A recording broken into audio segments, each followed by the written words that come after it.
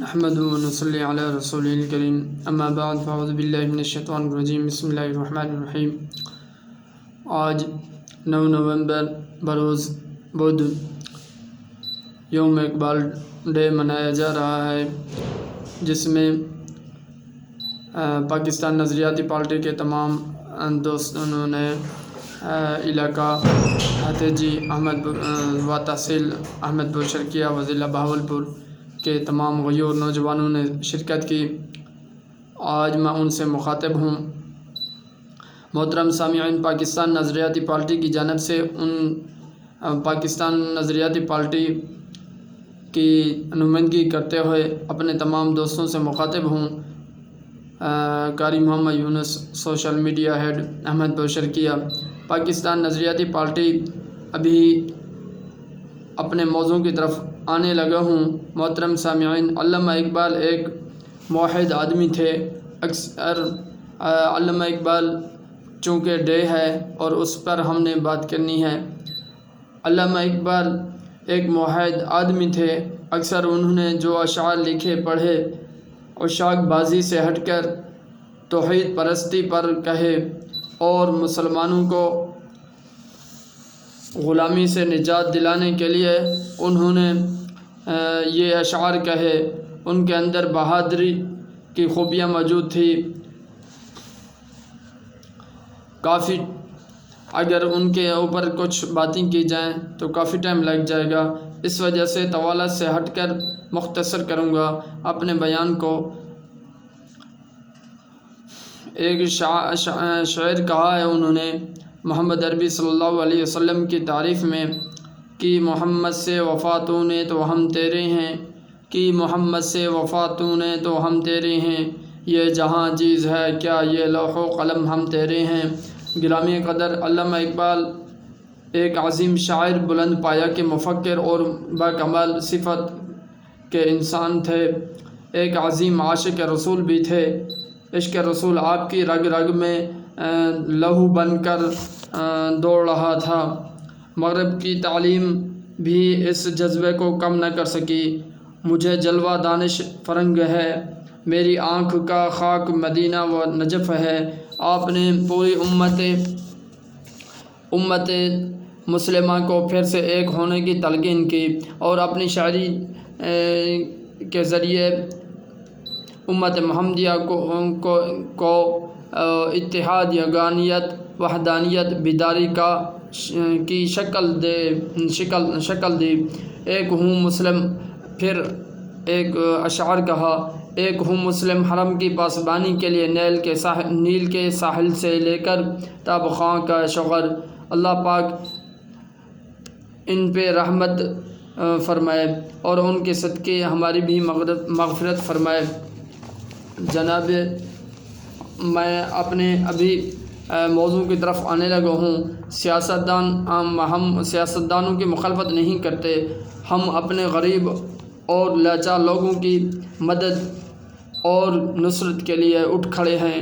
انشاءاللہ ہم ان کا حق دلوائیں گے، ان کا حق دلوا کے رہیں گے۔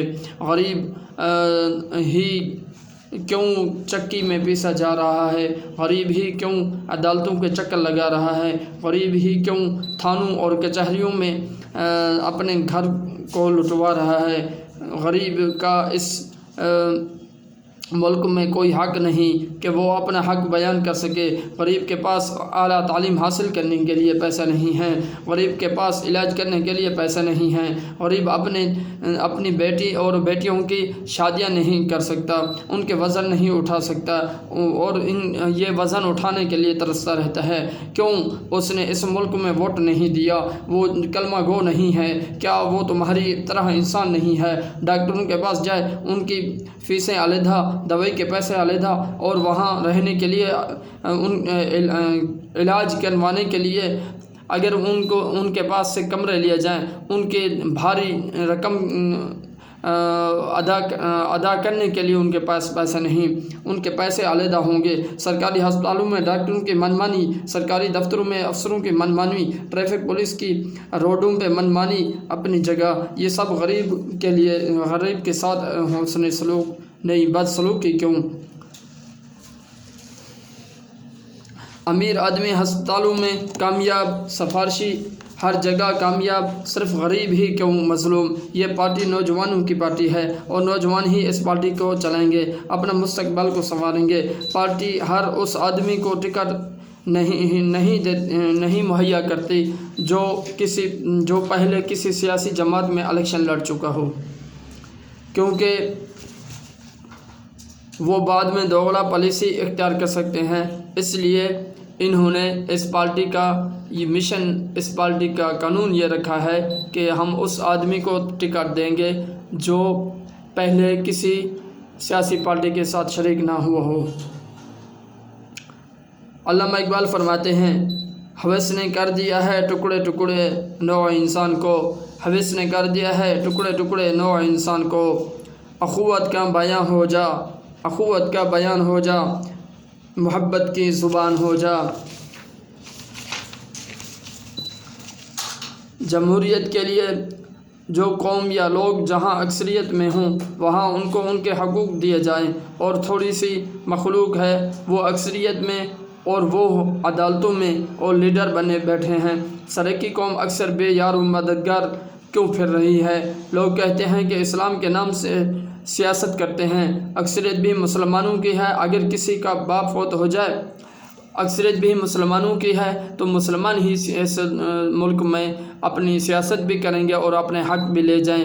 اور ہم یہ چاہتے ہیں کہ اس میں علماء قرہ حضرات بھی شامل ہوں، اس میں وہ لوگ اپنے تمام تر اختیارات حاصل کر سکیں جو ان کو اختیارات ملنے چاہیے، ان کو وہ اپنے تمام تر حقوق حاصل کر سکیں، جو ان کے حقوق ہیں وہ اپنے حقوق کو لے سکیں۔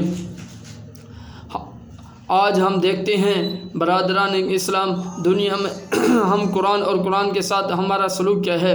دنیا میں اس وقت مسلمان ہی وہ خوش قسمت لوگ ہیں جن کے پاس اللہ کا کلام بالکل محفوظ، تمام تحریفات سے پاک، ٹھیک ٹھاک انہی الفاظ میں موجود ہے جن الفاظ میں وہ اللہ کے رسول برحق پر اترا تھا۔ اور دنیا میں اس وقت مسلمان ہی وہ بدقسمت لوگ ہیں جو اپنے پاس اللہ کا کلام رکھتے ہیں پھر بھی اس کی برکتوں اور بے حد و حساب نعمتوں سے محروم ہیں۔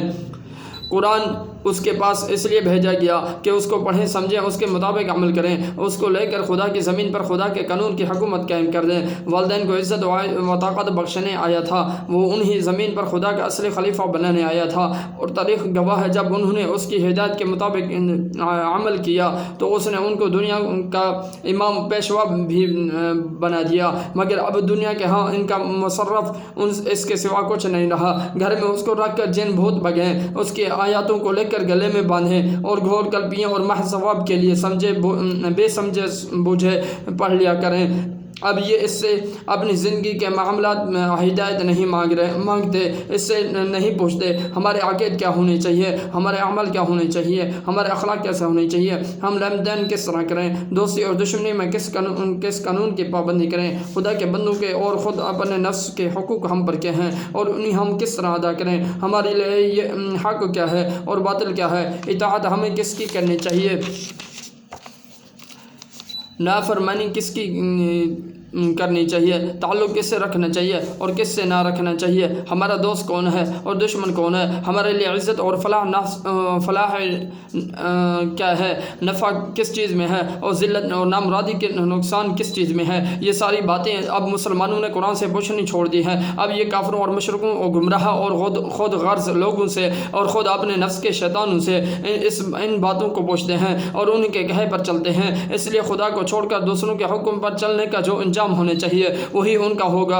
اسی کو یہ آج ہندوستان میں، چین اور جاوا میں، فلسطین اور شام، الجزائر، مراکش میں ہر جگہ بری طرح بھوگت رہے ہیں۔ قرآن تو خیر کا سب چشمہ ہے، جتنی اور جیسی خیر تم اس سے مانگو گے یہ تمہیں دے گا۔ تم اس سے محض جن بھوت بھگانا اور کھانسی بخار کا علاج اور مقدمے کی کامیابی اور نوکری کا حصول ایسی ہی جھوٹی ذلیل بے حقیقت چیزیں مانگتے ہو تو یہی تمہیں ملیں گی۔ اگر دنیا کی بادشاہی اور روئے زمین زمین کی حکومت مانگو گے تو وہ بھی ملے گی، اور اگر عرش الہی کے قریب پہنچنا چاہو گے تو یہ تمہیں وہاں بھی پہنچا دے گا۔ یہ تمہارے اپنے ظرف کی بات ہے کہ سمندر سے پانی کی 2 بوندیں مانگتے ہو، ورنہ سمندر تو دریا بخشنے کے لیے بھی تیار ہے۔ حضرات، جو ستم زرفیاں ہمارے بھائی مسلمان اللہ کی اس کتاب کے ساتھ کرتے ہیں وہ اس قدر مضحکہ انگیز ہیں کہ اگر یہ خود کسی دوسرے معاملے میں کسی شخص کو ایسی حرکتیں کرتے دیکھیں تو اس کی ہنسی اڑیں بلکہ اس کو پاگل قرار دیں۔ بتائیے، اگر کوئی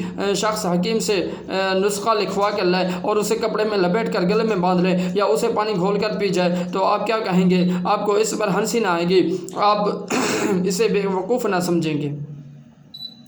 گرامی قدر، ہم تعویذ لیتے ہیں، ہم ٹونے مٹونے کر رہے ہیں، کیا اس سے ہمیں کچھ فرق پڑے گا؟ مگر سب سے بڑے حکیم نے آپ کے امراض کے لیے شفا اور رحمت کا جو بے نظیر نسخہ لکھ کر دیا ہے، اس کے ساتھ آپ کی آنکھوں کے سامنے رات دن یہی سلوک ہو رہا ہے اور کسی کو اس پر ہنسی نہیں آتی۔ کوئی نہیں سوچتا کہ نسخہ گلے میں لٹکانے اور گھول کر پینے کی چیز نہیں، بلکہ اس لیے ہوتا ہے کہ اس کی ہدایت کے مطابق دوا لی جائے، استعمال کی جائے۔ وآخر دعوانا الحمد للہ رب العالمین۔